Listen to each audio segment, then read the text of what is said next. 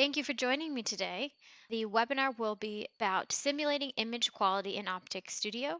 My name is Kristen Norton and I will be your host.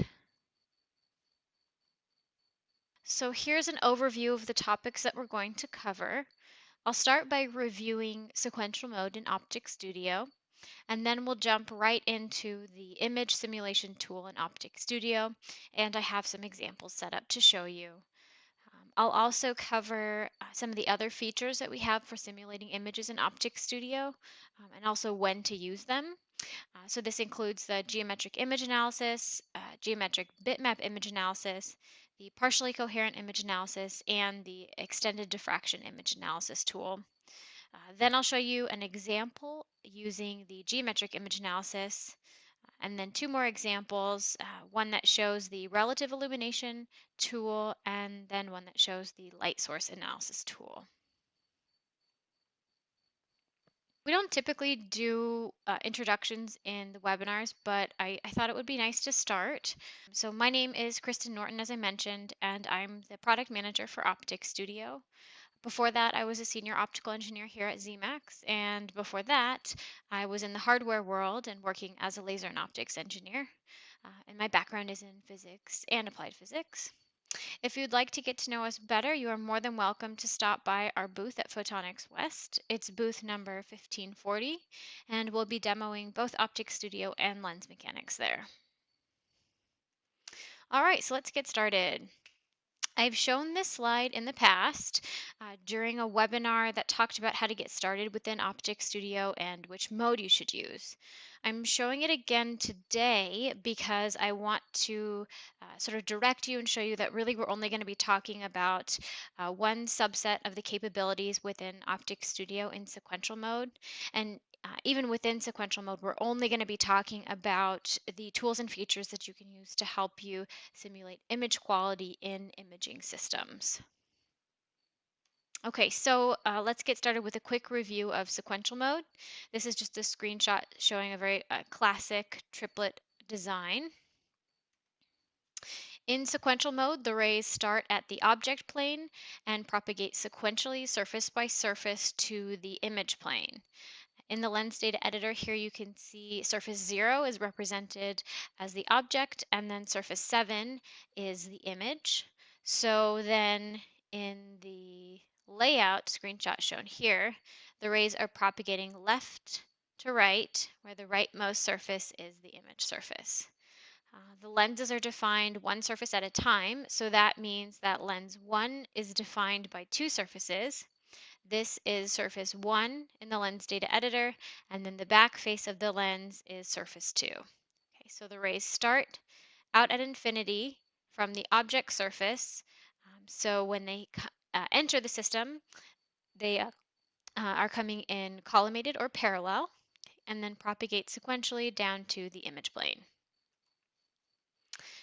The stop surface is what we call the most limiting aperture in the system, and the image of the stop surface gives us the entrance pupil and the exit pupil. So the entrance pupil is just the stop surface as seen from the object plane on the left-hand side, and the exit pupil is that stop surface as seen from the image plane, which in the screenshot shown here is on the right-hand side. In sequential mode, the rays are very systematically launched to fill the entrance pupil. And in the screenshot shown here, the stop surface is the surface that's highlighted in orange. So we often get asked, how do we define the source? And there are two key things in addition to defining the wavelengths, obviously. But in sequential mode, you need to define the size of your stop surface or your system aperture. And then you also need to define field points. And that defines the different input angles that the rays take into your system. So in the screenshot shown here, we have blue rays, which represent the on-axis bundle. We also have green rays, which come in at a slightly larger off-axis angle, and then the red rays are coming in at the largest off-axis angle. In the previous example, the object was at infinity, so the rays were coming in collimated, but we can also define a source that's a finite distance away. So in this example here, the object is 100 lens units, or millimeters in this case, from the front surface of the first lens. Because it's a finite distance away, I can define my field points instead of being by angle, as they were in the previous example, but here I can define them by object height. So the largest field point is 20 millimeters, so therefore the size of my object, or the size of my source, would be up to 20 millimeters. And why? And you can see the semi-diameter is automatically updated based on the largest value here. Okay, so these are some of the analyses that are available in sequential mode in the Analyze tab. And today we're going to be talking about this group here. So these are all of the analyses within the Extended Scene Analysis drop-down menu. So the first tool in that group is image simulation. This is a very commonly used tool for simulating imaging performance of your sequential system. It can be difficult to set up though, so I wanted to take a good chunk of this webinar just explaining how you set up image simulation. And then after that, we'll go through some examples that show you how to include the effects of diffraction, aberrations, the image orientation, distortion, and polarization as well. But the way image simulation works is really with the 3 steps shown here. You first place a source bitmap at the object surface. Then OpticStudio computes an array of point spread functions across the full field. Then it convolves the source bitmap that you defined with the calculated array of point spread functions, and that's what gives you the simulated image. So let me switch to OpticStudio. Here I have open a pretty simple file. I have got one lens here, and then this is actually a paraxial lens, which is focusing the rays down to the image plane here. This is supposed to represent a singlet eyepiece, so then these field points would be coming from the focal plane of an objective lens that came before this. And so also the effective focal length of the paraxial lens here is representative of the focal length of the eye. Of course, this is just a representation because this is also a flat plane that we're showing here, but it works well for this example. So looking in the lens data editor, we have our object plane, the front of our lens, the back of our lens, and a paraxial lens. Okay, very simple. And if you look in the image simulation analysis, I already have this set up, but like I said, I'll walk you through it in just a moment. Here you can see we had a source file that was convolved with that array of PSFs, and here we have the predicted imaging quality, which is very poor. Okay, so now let me switch back to the PowerPoint, and we'll walk through step by step how to get this result. The first thing you need to do is select your source bitmap. So if we expand the settings for the image simulation analysis, you'll see the very first setting is a drop-down menu where you can select the input file. I added a picture of some members from Zemax who were at Optics and Photonics this last year in August. I did edit the pictures so that the resolution and size is not as good as the original, but it makes the calculation go very quickly for this example. I also know that it's 640 by 495 pixels. This can be helpful when you're trying to figure out the right field height size or your detector settings, as we'll see later. So I would recommend including the pixels in the input file title. So in addition to choosing the input file, you also will set the field height. Okay, it can be a little confusing because the field height doesn't have units displayed here, and that's because the units on the number are specified by the field type you have selected. So that means it is easiest if your fields are defined by lens units or units of length, which would be object height, like I showed in the previous slide here. Okay, object height. And then, so now we know the units, but then this field height is going to be the full height of the image. So I have a little diagram shown here where I have the different pixels along the X and Y axes to show the orientation. And then this arrow would represent the maximum field as specified in the field data editor. So then the value that I would want to specify for the field height here would be this full height, assuming I want my picture to fit inside the full field of view that I have defined. So in this case, some quick trigonometry gives me about 14 for the field height. And when I'm first setting this up, we can also just show it as the source bitmap, so you get the before picture. All right, so let me go back to OpticStudio and I'll open up a new instance of image simulation, and we will just start from the beginning. Oh, it's using the last settings I had defined, but here my input file is my picture from Optics and Photonics, field height's 14, and we're just going to show the source bitmap here in the show as settings. I already have it rotated because I know my system has a negative magnification, so it'll flip it upside down. But here you can see the source image. Okay, so the next setting here, we need to set up the grid of point spread functions, or the convolution grid settings as it's labeled in the analysis window here. Okay. So we're going to start by just setting the number of point spread function points in X and Y to 1. So there'll just be one point spread function right in the middle. In addition, we're also going to start by ignoring all of these aberrations. So that means that I'm going to have one point spread function in the middle, which is just going to be a delta function. Okay. The point spread function would spread out and change as we're considering aberrations, but because they're being ignored, that's what makes it a delta function. And this will give us a baseline image because any function that's convolved with a delta function will just yield the initial function. Okay. As soon as that point spread function again becomes more spread out, that's when we'll start to see changes in the simulated image. The reason we're starting off with this is that it gives us a baseline image that just shows distortion, and then we can start to add aberrations and diffraction effects if it's a diffraction limited system. All right, so switching back to OpticStudio here, I'm going to change source bitmap to simulated image.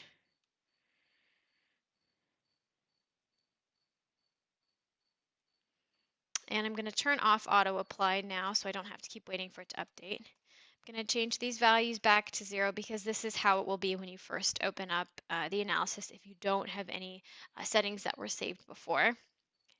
But here you can see my number of points in X and Y are 1 and the aberrations are none. Okay. So this means that our simulated image is only going to include distortion or image rotation too, as you can see. So to make this image easier to compare with the original, I'm going to rotate the source 180 degrees.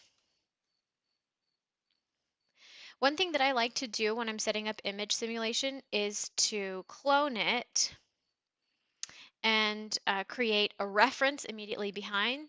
So then when I switch in between tabs, it's really easy to see the differences. So I'm going to set this one back to the unrotated source bitmap. And as I switch between this image simulation tab and the other, you can see the distortion effects. Okay, in particular, out at the edges. We could also compare this to the grid distortion tool in the Analyze tab. Let me turn on the vector line so you can see here the blue X's represent where the rays actually land, but the perfect grid represents where the rays would land if there weren't any distortion. So it does make sense. We can tell that the pattern of the rays here corresponds to the distortion that we see in the difference between these two images as well. Okay, so let me switch back to the PowerPoint. All right, so here's our baseline image. This is the next section of the settings in the image analysis feature. We started out with the number of pixels and the size of the pixels for the detector as 0. This means that OpticStudio is automatically calculating the number of pixels and the size. The number of pixels will just match whatever you have in terms of the resolution from the input scene. And then the size will automatically be scaled just based on the magnification of the lens. Okay. I'm actually going to type in the detector settings that are shown here though.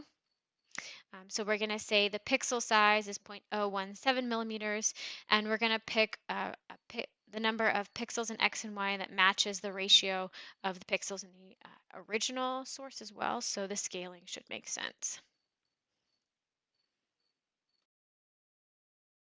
So here I said 0.017, and then my number of pixels in X, I gotta turn off autoplay again, sorry about that.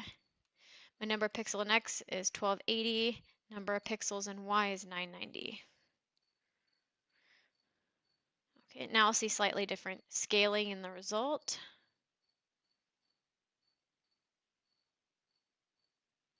Okay, there you go. We can see this black region here where the detector is not picking anything up. You can also see some of the color fringing at the edges. Okay, so now we have the detector set up correctly. Now let me go back to the PowerPoint, and here we'll set up the convolution grid settings. So here in the screenshot, you can see we need to change show as from simulated image to PSF grid. And this is when we're going to increase the number of points in X and Y, as well as the sampling density across the pupil, and then again at the image. So the way you choose the number of points in X and Y depends on how quickly you expect the aberrations to be changing across the field. So if your aberrations are not changing very quickly, then you don't need very many points. If they are changing quickly, then you need to increase it. General rule of thumb is start with it low, start increasing it, and if you increase it and don't see any change in the image, then you have an adequately sampled point spread function grid. Okay, so also for the aberrations selection here, you can choose geometric or diffraction. The example that I'm using is very clearly not diffraction limited, so the geometric computation should be just fine. If you choose diffraction, it uses the Huygens diffraction algorithm to calculate that. So let's go back to OpticStudio and expand the settings again. So I'll change my show as from simulated image to the PSF grid. And I'm going to increase my pupil sampling and image sampling to 64 by 64. And the number of points in X and Y for the PSF will be 7 by 7. And change the aberrations to geometric.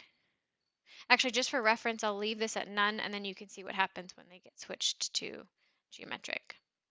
So with none, I have an array of little white dots. If you zoom in, these are pretty clearly delta functions. This looks like it's just 1 pixel. Let me zoom back out. Now, if I turn on aberrations, you will see that each of these dots represents a point spread function that's computed. Okay, zooming in, you can see the different color effects right in the middle. And let's zoom in on the outside. You can clearly see this is no longer a delta function, and it is significantly spread out. So that means that our point spread grid is pretty well sampled. So if diffraction effects, or meaning if it's a diffraction limited system, or if you know that you have aberrations which will be impacting these point spread functions, then you really need to make sure that the point spread function is several pixels wide. Otherwise, the aberrated point spread function could hide within 1 pixel and could deceptively look like a delta function. Okay. In this case, especially at the corners, you can see this does cover several pixels, so we should be good. All right, so let me go back to my image simulation settings, and I'm going to change the show as back to the simulated image. The last detector settings that I entered in are still saved. Okay, so we're good. And I click OK.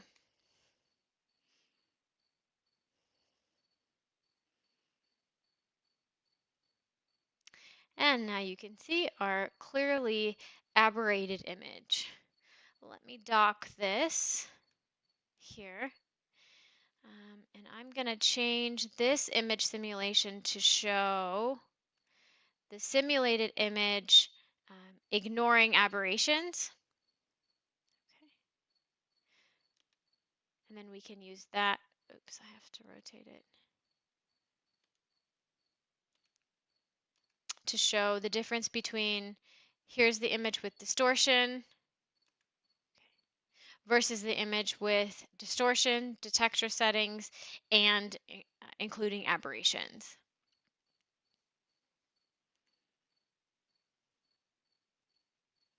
Okay, so we talked about this result and the difference in point spread functions across the grid. And here's the final result. So clearly, like I said, this system is very aberrated. It's not diffraction limited, but if this were a better system, you might see an array of delta functions in that PSF grid. So that could mean that your source bitmap is just not aberrated by the lenses in your system. So that would mean that for that source scene or the source bitmap and for the detector settings that you've selected, the lens just isn't what's limiting the performance. But you should check to see if the size of, for example, the pixels that you specified in your detector settings, if those are larger than your area disk, then the optical system could instead be detector limited, right? And so, again, we kind of talked about this already, but if you want to see the effects of aberrations, you may need to increase the resolution, meaning you may need to make it so that the point spread functions will cover multiple pixels. And there are a few ways you can do this. One would be making the source bitmap smaller. So that would be reducing that field height number. So that changes the size of the pixels in your input file, thus increasing the resolution. You also can choose to oversample. And so oversampling increases the pixel resolution of the source bitmap as well, and it does this by copying 1 pixel into 2, 4, or more identical adjacent pixels. So the purpose of that feature is to increase the number of pixels per field unit. Okay, so this is just a screenshot showing an example oversampling of 2x. You also could take a look at how the aberrations would get worse and worse as you move off axis. So we do have a field setting here in the source bitmap settings. It's highlighted in this screenshot. And this is just a quick way to move off axis to investigate potentially more problematic areas. But don't confuse this field setting with the field height setting, which in the screenshot here is 15. So the field setting shown in the drop-down menu that's highlighted here, this just moves the source bitmap to be centered about that field point. Okay, so the diagram shown here shows that here this might be your original bitmap size and position, but if you move it up to 3, that would be centering it up here. This screenshot's also showing a smaller size as well, but you don't necessarily need to reduce the size. Okay, so one more slide on image simulation. Okay, so what impacts the performance of your imaging system?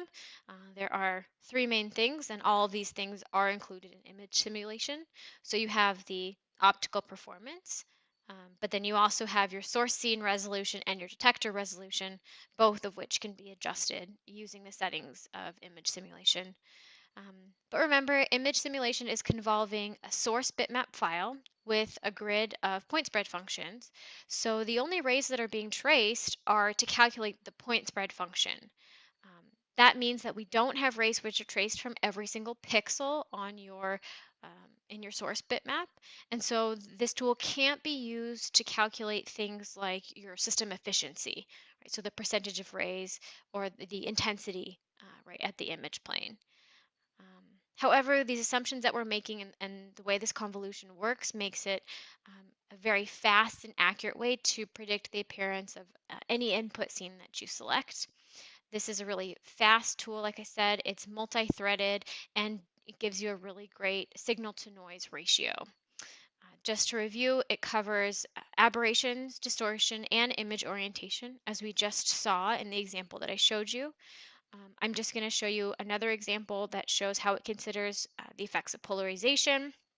And I'll show you one more that is an example of a diffraction limited system. And then later on, we'll talk about relative illumination, but this tool also considers that. Okay, so now let's switch to the next two examples I have here. All right, so we'll go back to OpticStudio. And I'm looking for Image Sim example 2.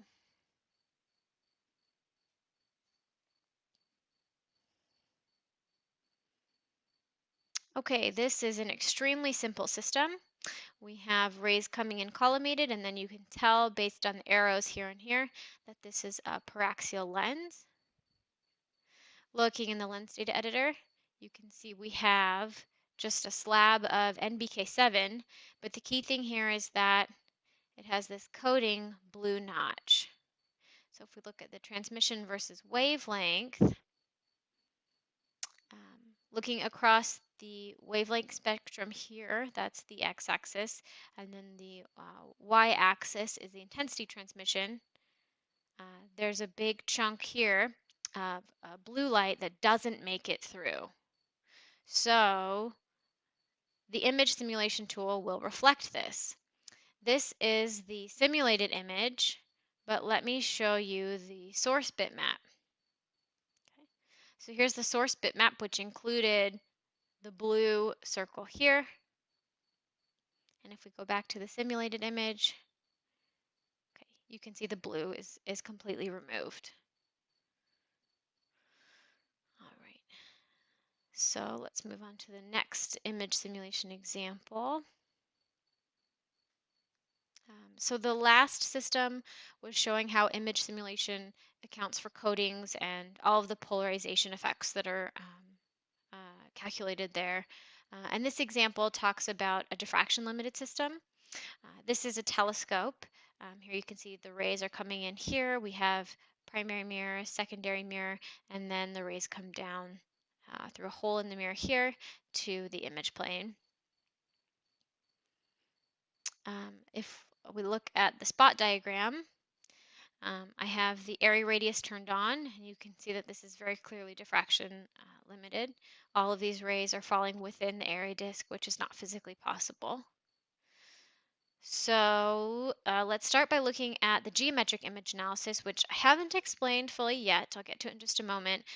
But as you can tell from the title, the geometric image analysis is a purely geometric calculation. So it's predicting an image with pretty crisp edges. So the source file here, as you can tell, is just the letter F. Now, if we look at the image simulation that's open, this is showing the PSF grid, clearly very well sampled. And here's the F that image simulation is predicting, which does include diffraction effects. So we see the blurring of the edges all around here. Okay, so that's it for the image simulation examples. Now I'll briefly cover some of the other analysis tools that we have for simulating images. The first is geometric image analysis, and I will show you an example of this later. Like I said just a moment ago, this is limited to geometric computations. And instead of being a convolution with a grid of point spread functions, this is actually entirely ray trace based, meaning all the pixels in your source file will have rays traced from them.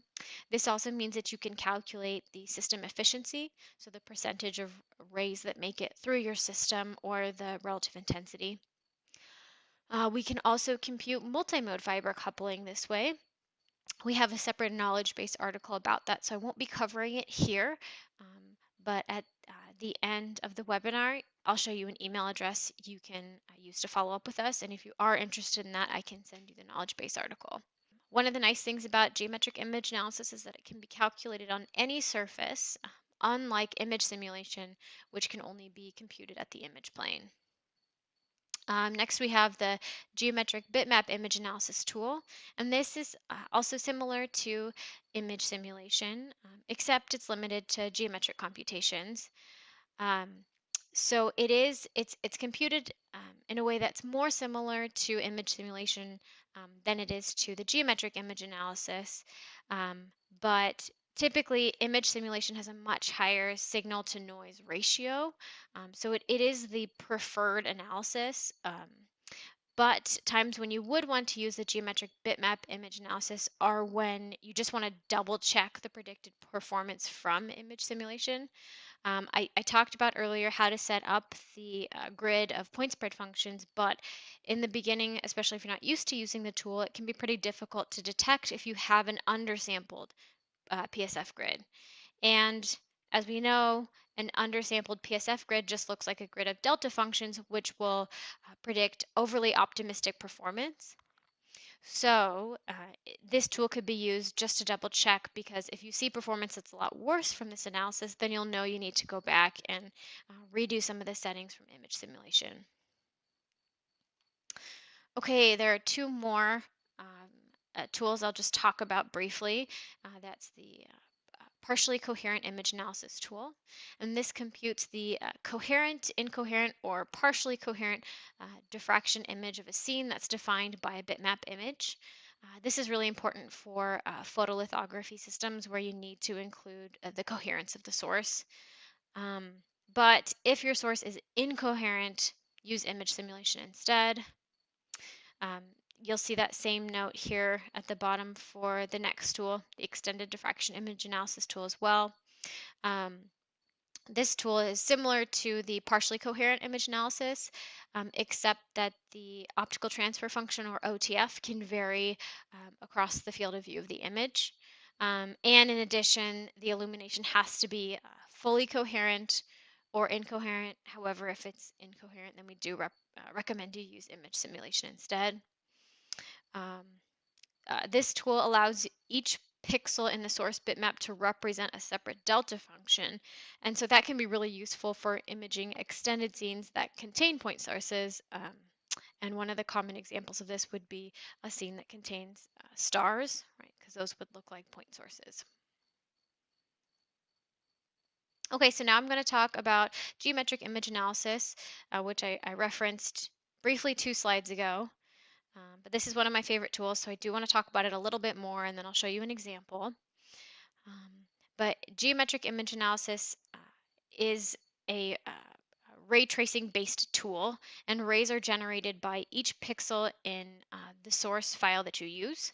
The position of the ray within that pixel is chosen randomly. In addition, the output angle of the ray is chosen randomly using the entrance pupil coordinates. But the distribution of rays overall will be uniform over the pixels as well as the entrance pupil. In addition, the wavelength of each ray is selected randomly, and it's proportional to the wavelength weights that you have specified in your wavelength data editor. All right, so now I'll open up the sample file with that. Here we go, geometric image analysis. So this is just using one of our sample files. It's that Cook triplet again. And here you can see the spot diagram showing the resulting ray distribution from each of the 3 field points. And one thing I wanted to show is that geometric image analysis can be used to also show the spot diagram. So in the settings here, I set the field size to 0, so that means the file that I have selected here has no effect on the ray distributions. Okay, so the rays that are launched are coming from essentially a point source here.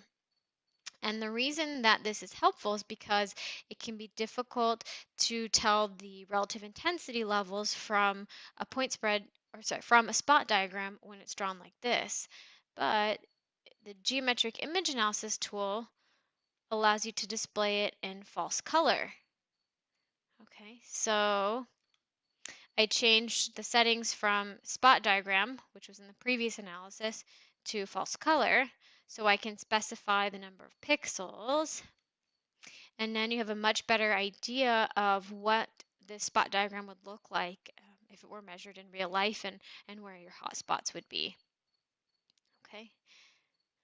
You also can show a cross section, okay, which again gives you more meaningful information in terms of the density of all of these spots that we're seeing. Okay, so the next tool I'll show you is relative illumination. This is a really fast way to evaluate the relative illumination as a function of radial field coordinate. Okay, so it's another one of those extended analyses. But it also computes the effective F number. So in this case, we're defining relative illumination as the intensity Y of illumination per unit area of the image surface. And this is normalized to the illumination at the point in the field that has the maximum illumination. So note that this may not be on axis. The screenshot shown here does have the peak relative illumination at the Y field is 0. Okay. And the relative illumination decreases as Y increases here. But there are some scenarios where, let's see, for example, distortion would actually cause this curve to go the other way. There'll be a higher concentration of rays out at the edge of the field, and so the relative illumination will increase. And this analysis allows you to very, very quickly analyze that. This computation includes, here at the bottom you can see, any apodization settings, like Gaussian apodization that you have set. If you have vignetting factors set, it'll account for those, any apertures, as well as obviously any aberrations or variations in F number, image surface shape, angle of incidence, and polarization effects. So I'll just show you where that tool is here now. In the Analyze tab, Extended Scene Analysis, Relative Illumination.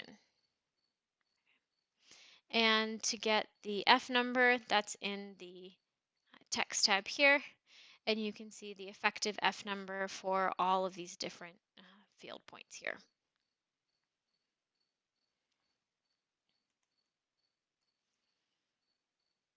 Okay, the last tool that I'll talk about is the light source analysis. And this is the only feature thus far that's not available in the standard edition. This feature is only available in the premium editions of OpticStudio. But this creates an image in sequential mode by tracing rays that are defined in a source file. Okay. So this is very similar to non-sequential mode, where in non-sequential mode you can define a source using a source file and the rays are traced non-sequentially from that. Right, so this is almost the same thing, except we're tracing sequential rays from the source file. So let me switch back to OpticStudio. And we have an example of a condenser file. This file is included with the demo as well. It's in the design application sample folder. I have it tweaked a little bit for this example because I set it up with a light source analysis. If you are interested in testing this feature and you don't have the premium edition, this is available in the trial version of OpticStudio. And to set it up, you will need a source file. And to do that, you just go to the Libraries tab, Radiant Source Models, and download Radiant Source Models. The demo or trial edition of OpticStudio has some sample models, and the example that I have here is one of the ones from that, so you can test this yourself. The sample file that I have set up here is a condenser. So we are moving the light that comes from a source here and imaging it over to an image plane right here. So this is the source model that I plugged into my light source analysis tool. And here you can see the simulated image, which came from that tool. Okay. Here in the drop-down settings, all you have to do is select the source file, just like, again, I said you would define a non-sequential source.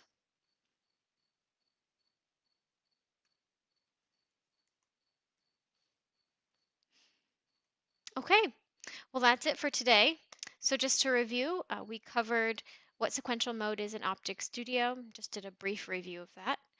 Then I talked about how to use image simulation and showed you some image simulation examples. We talked about when you could use some of the other analyses that we have for simulating images.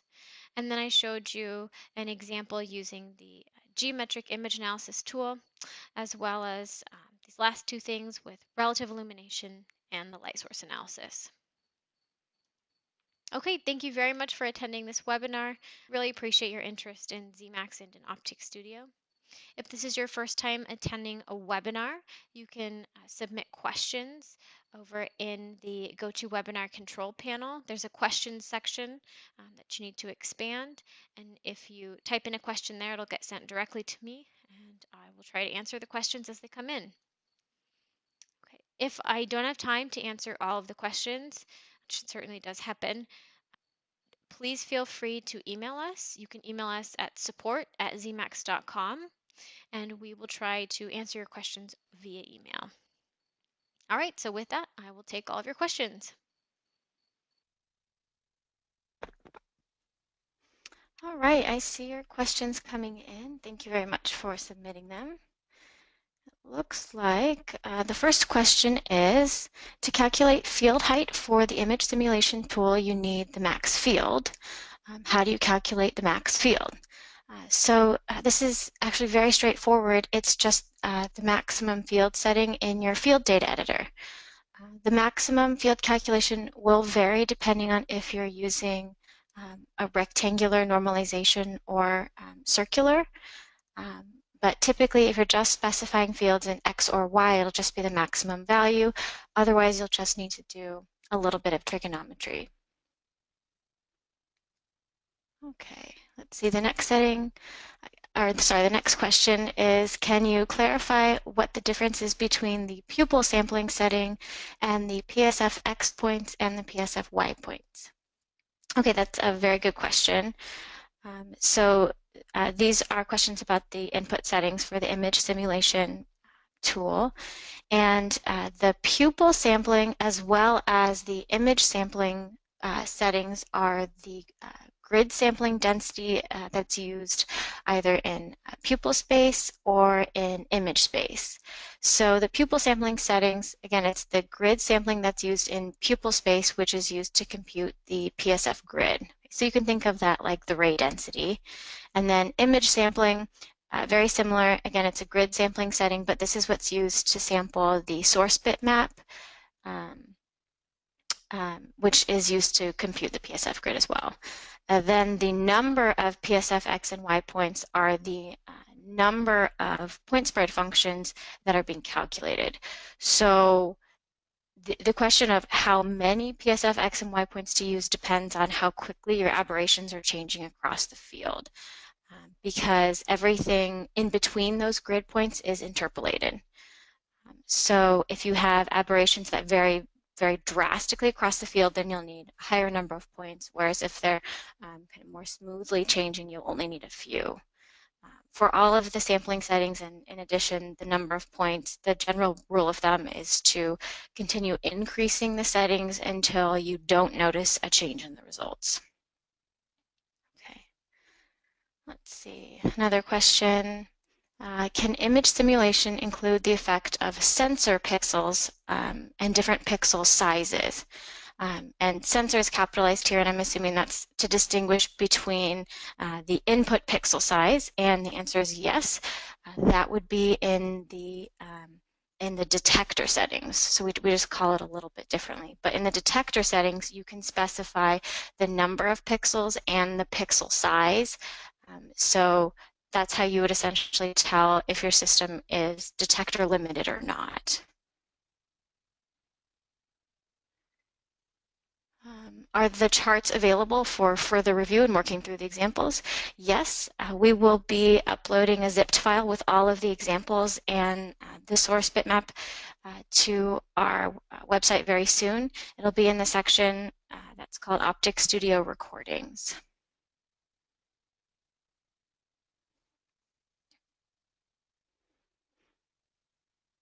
Is the relative illumination from the object plane, and is it relative to what exactly? Okay, that's a very good question.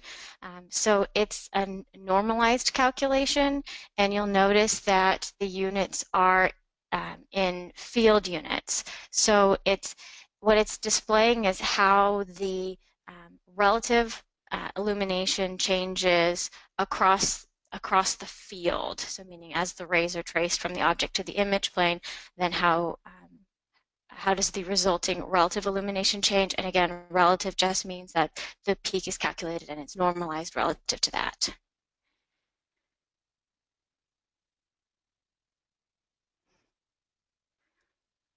Okay, another question. How can I analyze the results of image simulation? You can only store it as a bitmap file. That's a very good question and something that I didn't directly address. It's kind of the question of qualitative versus quantitative analysis. Image simulation is qualitative. It's not as quantitative like things like the ray fan or the OPD plot, where you have physical units and you can look at peak to valley changes. This is more of a how does it look and how does it feel. That's why we do talk about image simulation being a very good tool for conveying the performance of a system to non-optics people. So for example, to managers or other potential customers.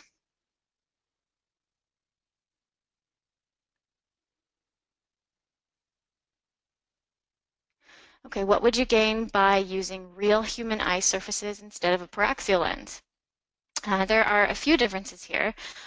So one is that actually the back of the human eye is curved.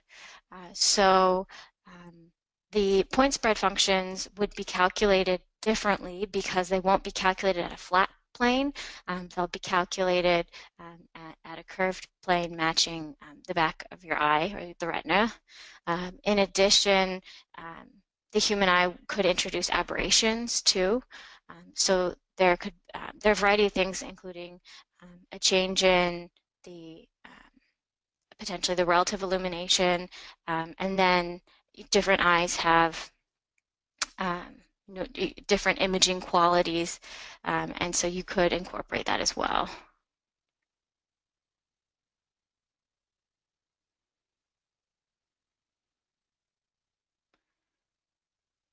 Okay, could you briefly explain how the Huygens model is used to compute the PSF? Sure. So the key distinction here is that we have two different diffraction algorithms that you can use. There's the FFT, which is the fast Fourier transform, versus the Huygens model. The key difference between the two is that the FFT is an approximation that's calculated at the exit pupil.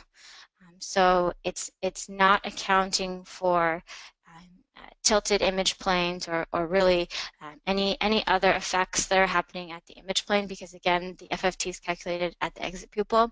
It also cannot be used for very fast systems, but the Huygens model is more accurate. This is using the Huygens wavelet theory and integrating all of those wavelets at the image plane. So that calculation is done at the image plane and is accurate for a much broader range of systems, and that's why it's included in the image simulation tool. It isn't as fast as the FFT, of course, and it does require a higher sampling density. So if you do select the Huygens model, you'll probably need to increase the pupil and image sampling as well.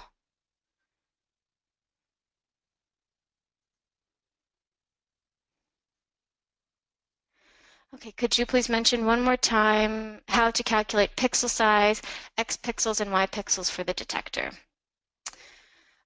So the way you calculate that really depends on your detector settings. The example that I showed here, I just scaled the detector pixels based on the input ratio or the X and Y pixels of the input source.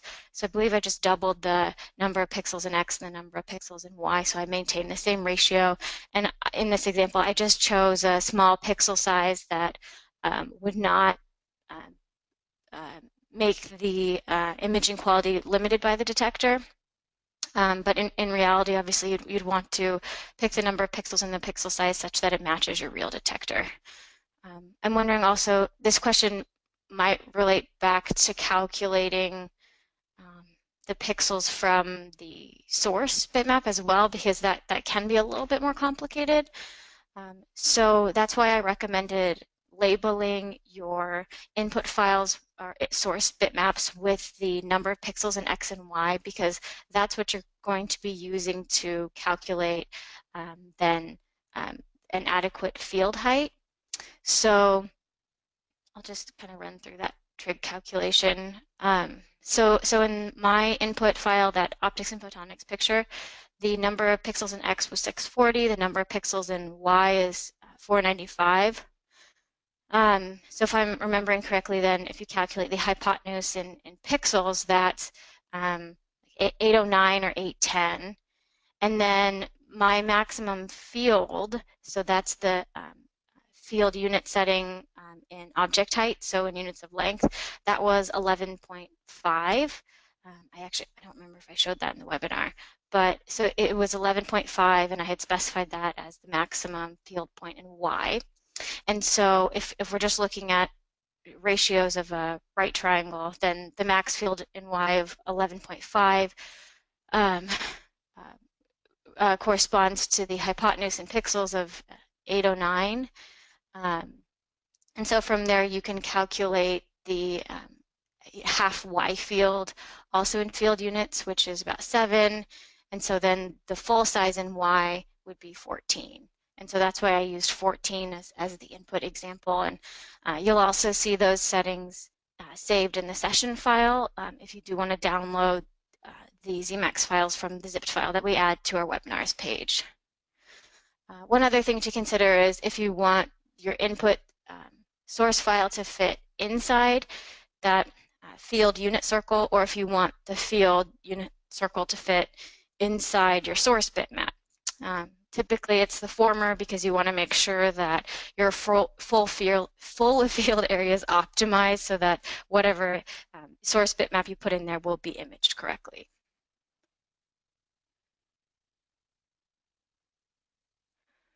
Okay, how to show the polarization effect. So the example that I showed here showed the effect of polarization in a very simple example using coatings. And the reason that that is including the effects of polarization is that you have to include polarization in order to account for the effects of coatings. And in that example, the coating filtered out one of the wavelengths. So in the resulting image simulation, you could see clearly the simulated image had all of that one color removed.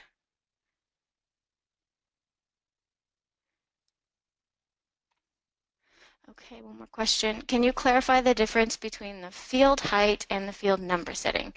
Yes, that's a very good question. So the field height is that kind of trig calculation that I just ran through where we were getting the 14 millimeters is the full Y field height of our source bitmap. The field number setting specifies which field point that source bitmap is centered upon. So in most cases, field 1 is your on-axis field point, and that's what you will want your source bitmap centered upon. Changing that allows you to very quickly move your source bitmap around your field. So if you move your source bitmap to be centered upon a field that's much further off axis, potentially half of your picture or your source bitmap could be in an area that wasn't optimized. So you'll see significantly more distortion.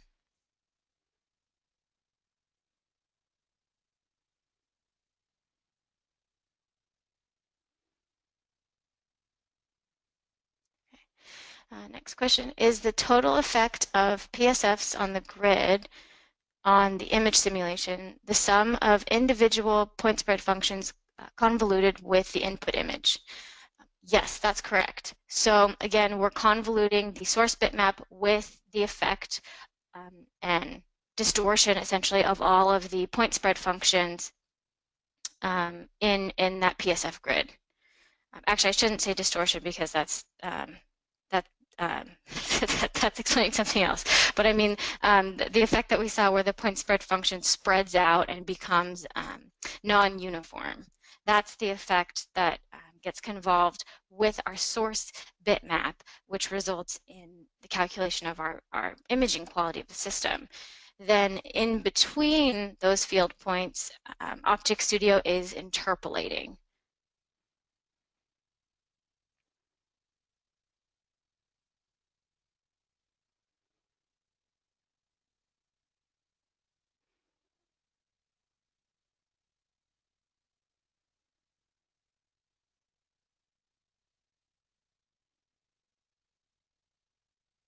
Oh, I got a comment that it would help if we could go back and display the screens that relate to these input questions.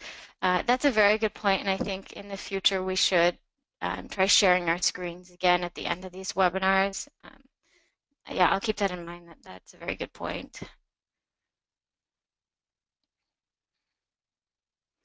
Okay, can you talk about the relationship about the ray aiming and ray aiming cache and the image simulation tool?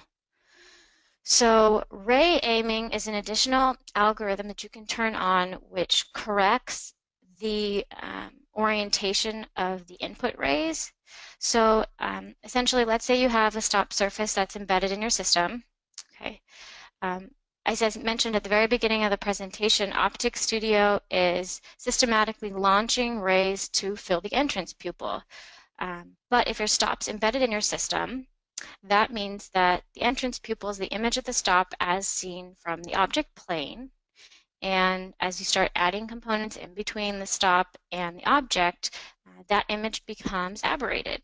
And therefore, the way that we're systematically launching rays to fill the entrance pupil might not actually match where you want the rays to go.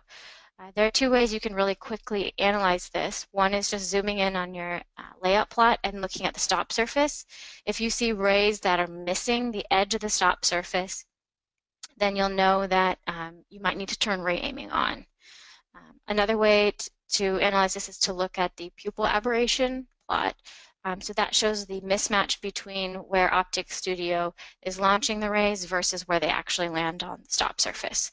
So if there are no aberrations, then the pupil aberration plot will just be flat, indicating that a ray that we launch at the edge of the entrance pupil also exactly hits the edge of that stop surface. So the relationship here to image simulation means that the way that we're calculating the point spread functions may differ slightly. So for example, if the rays aren't quite hitting the edge of your stop surface, then they might potentially be more aberrated as they move further out on that optical component, so you might see worse performance. But really, ray aiming is kind of this extra algorithm that's used to help out in sequential mode. In reality, your entrance pupil is going to be overfilled, so you wouldn't need something like ray aiming. That doesn't exist in reality. It's just something to help in sequential mode. Sequential mode you have to limit the number of rays that are launched, and that's part of the beauty of sequential mode as well, because it makes it so darn fast. You can optimize intolerance very, very quickly, whereas in non-sequential mode, where the rays are launched in every which way, you would need way more rays, and the calculation will take a whole lot longer. So I hope that addresses your question.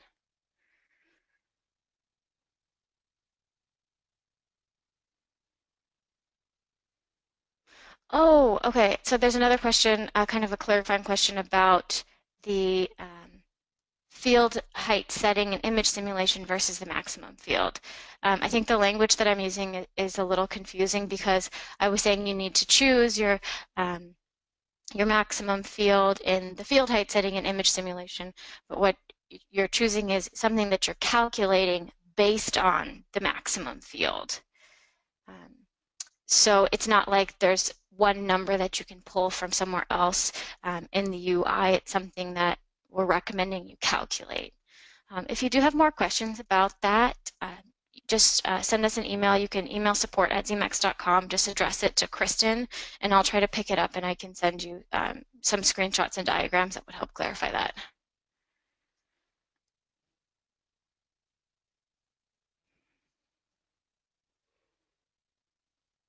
Okay. What would you recommend for evaluating a projection lens quality which is not determined by sensor dimensions? That's a good question, and actually I still think image simulation is going to be best. That's because you don't have to calculate the sensor dimensions, or you don't have to specify them. If you use 0, which is the default setting for the detector settings for the number of pixels and the pixel sizes, then OpticStudio automatically scales that based on your input settings. So it'll pick a number of pixels that matches the number of pixels in your source, and it scales them based on the magnification of your system.